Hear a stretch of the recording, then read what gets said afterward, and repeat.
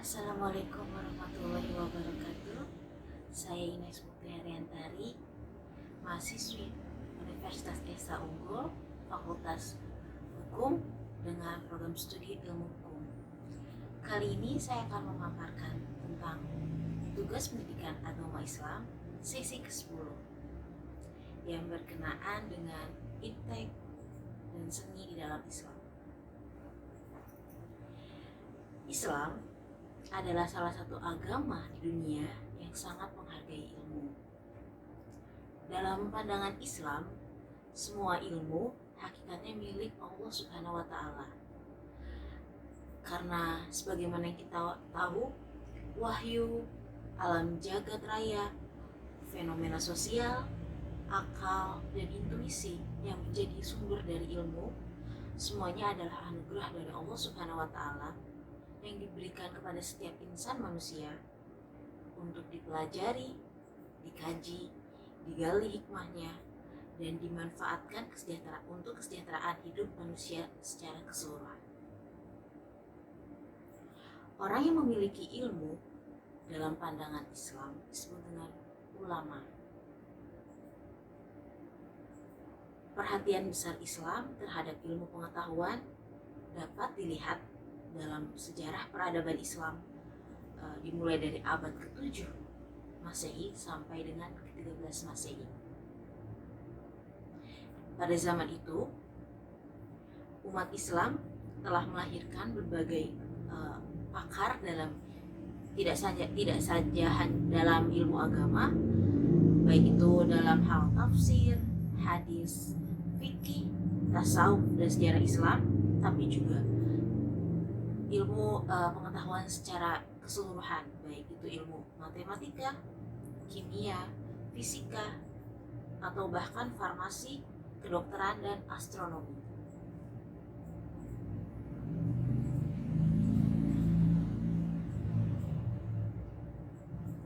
Dalam Al-Quran, hal yang berkenaan dengan ilmu disebutkan beberapa kali, lebih dari 300 kali dalam Al-Quran. Salah satunya hal yang berkenaan dengan ilmu ada pada Quran surah Al-Mujadalah ayat 11 yang berbunyi, A'udzu billahi minasyaitonir rajim. Bismillahirrahmanirrahim. Ya ayyuhallazina amanu iza qila lakum tafsaru fil majalisi fafsaru yafsahillah lakum wa iza qila nshuzu fanashuzu yarfa'illahu lazina amanu minkum wa zina utul ilma darajah wallahu bima ta'maluna khabir. Yang mana artinya adalah, hai orang-orang yang beriman, apabila dikatakan kepadamu, berlapang-lapanglah dalam majelis, lapangkanlah, niscaya Allah akan memberikan kelapangan untukmu. Dan apabila dikatakan, berdirilah kamu, maka berdirilah, niscaya Allah akan meninggikan orang-orang yang beriman di antaramu dan orang-orang yang diberi ilmu pengetahuan beberapa derajat. Dan Allah mengetahui apa yang kamu kerjakan. Sadaqallahul-Azim. Selanjutnya, hukum Islam sendiri adalah hukum yang mengenal dan memiliki nilai-nilai estetika. Karena dengan adanya nilai-nilai estetika dalam hukum Islam, baik itu keindahan dan keistimewaan yang ada dalamnya, menyebabkan hukum Islam menjadi hukum yang paling kaya dan dapat memenuhi kebutuhan orang banyak, serta dapat menjamin ketenangan dan kebahagiaan bagi umat manusia secara menyeluruh. Maka dari itu, di dalam Islam pun mengenal apa itu sastra, seni rupa Islam. Karena itulah adalah bukti pembenaran terhadap pengalaman batin, sikap pandangan hidup, pencapaian moral, pengetahuan kerohanian yang kemudian menjadi sebuah satu kesatuan yang dapat kita sebut sebagai hikmah atau makrifat. Berkenaan dengan seni dalam Islam,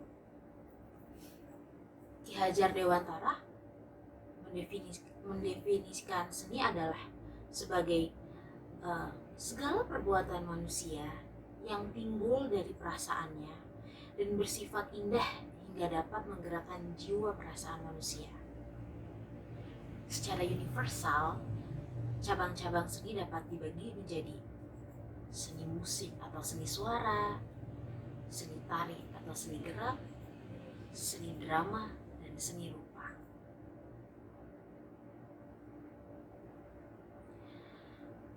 Berhubungan dengan seni dipakai oleh agama Islam. Pada awal-awal perkembangan agama Islam, seni dipakai untuk menyebarluaskan ajaran agama Islam. Seperti contohnya yang terjadi di Indonesia. Para wali songo dan para pengikut wali songo menyebarkan agama Islam melalui dengan seni. Seperti contohnya adalah dengan melalui wayang dan melalui gamelan. Dari wayang dan gamelan ini dipakai para wali saat itu sebagai media dakwah dalam menyebarkan agama Islam terutama di bumi Nusantara.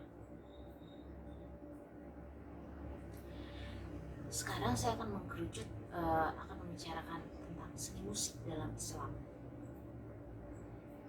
Dalam Islam sendiri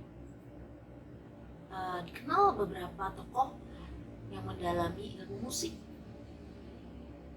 Seperti contohnya adalah Sa'id bin Misjah, yang dengan tekunnya beliau mempelajari seni musik dan memadukannya sehingga membentuk seni musik yang sesuai dengan ajaran Islam. Tidak lama setelah adanya Sa'id bin Misjah, muncullah muridnya yang bernama Ibnu Mukhlis. Lalu pada saat itu pemerintahan Islam pada saat itu membolehkan dakwah menggunakan musik, hingga banyak aliran musik tersebut mengalir hingga ke Cordoba, ke Baghdad, yang saat itu juga digunakan sebagai penyebaran dan perkembangan agama Islam di masa itu. Berkenaan dengan hal tersebut, saya pun melansir laman dari kumparan.com. Dalam laman kumparan.com tersebut disebutkan bahwa para ulama Hanafiyah membaca dan membahas secara detail musik seperti apa yang dibolehkan. Para ulama Hanafiyah tersebut menyatakan bahwa baik itu musik atau nyanyian itu diperbolehkan di dalam Islam asalkan mengandung kata-kata yang baik, sopan, tidak mengandung sara, dan mempererat perdamaian, dan yang paling penting mendekatkan diri. Tujuannya adalah untuk mendekatkan diri kepada Allah Subhanahu wa Ta'ala.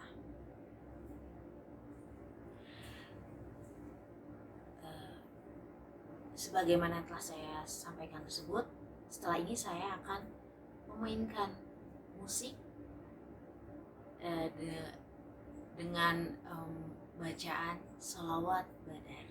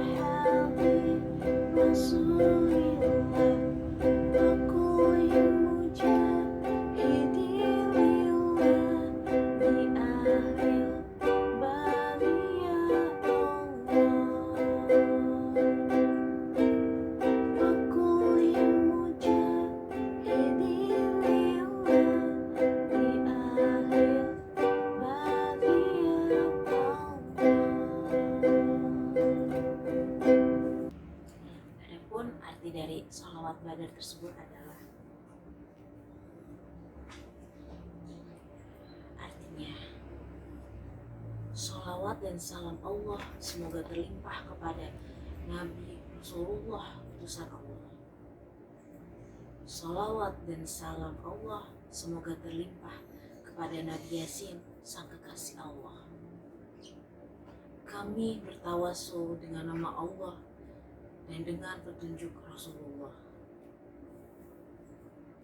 Dan juga kepada setiap pejuang di jalan Allah.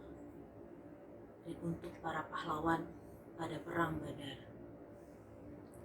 Wahai Allah ya Tuhanku, semoga Engkau berkenan menyelamatkan umat dari bencana dan siksa dan dari susah dan kesempitan.